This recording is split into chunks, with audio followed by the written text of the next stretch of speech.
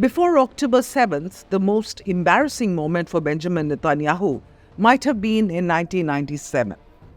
In September that year, Israel's spy agency tried to assassinate senior Hamas leader Khaled Mashaal in Jordan.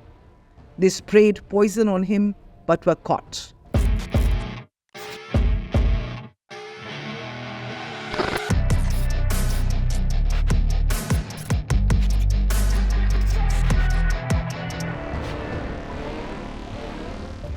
Netanyahu had to strike a deal with Jordan's angry king and hand over the poison's antidote to save the very man Israel was trying to kill. This was not all. Israel also had to release Hamas's founder, Sheikh Ahmad Yassin, from prison. While Mossad has a reputation of being one of the best spy agencies in the world, its assassination track record is sketchy. Another deadly mistake by Israeli spies made headlines in 1973. In July that year, Israeli agents shot dead a man walking home with his pregnant wife in a Norway ski resort.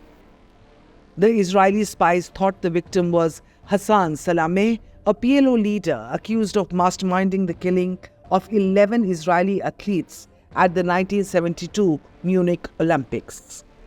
But the man they killed was just a Moroccan waiter.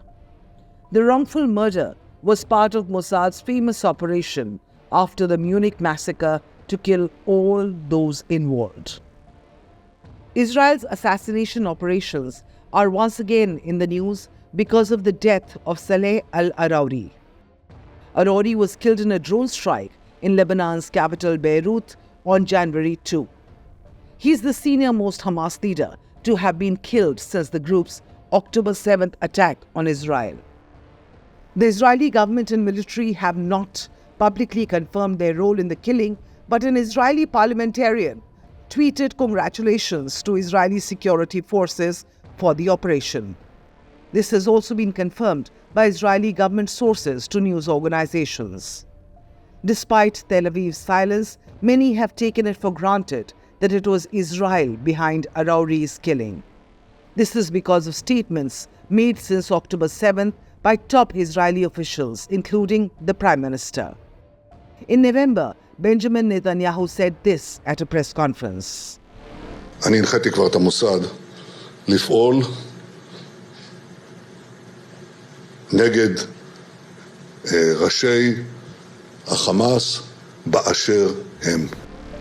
A few days later, an audio recording apparently had the head of Israel's internal security agency, Shin Bet, telling lawmakers that Hamas leaders would be killed, and I quote, in Gaza, in the West Bank, in Lebanon, in Turkey, in Qatar, everywhere, unquote.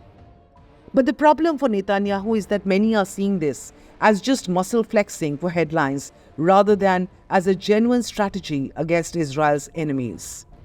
The first reason is the effectiveness of assassinations. Let's take a case of Palestinian groups Hamas and Islamic Jihad and Lebanese group Hezbollah. In 2004, Israel killed the co-founder and spiritual leader of Hamas, Sheikh Ahmad Yassin. He was killed in an airstrike while leaving a mosque in Gaza. Less than a decade later, Israel had killed the founder of Palestinian Islamic Jihad, another armed group based in Gaza. Fatih Shakiki was killed by Mossad in 1995 in Malta.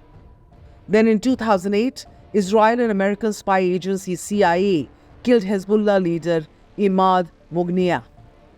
But all three groups, Hamas, Islamic Jihad and Hezbollah, are still active, arguably stronger than ever before. The assassinations may have hobbled them for some time, but definitely did not stop them. Sometimes Mossad kills the right person, but at the wrong time. In 1991, Israel killed Saleh Khalaf, the intelligence chief of Palestinian group Fatah, but former Mossad officials later said that this might have been a mistake. This is because Khalaf had started supporting talks for a political solution to the Israel-Palestine dispute. Ironically, Israel's targeted killings may have strengthened the resolve of the militants. Recently, UK publication The Guardian spoke to 5 Palestinians who had survived Israeli murder attempts. All of them claimed that the attacks had strengthened their convictions, even helped boost recruitment.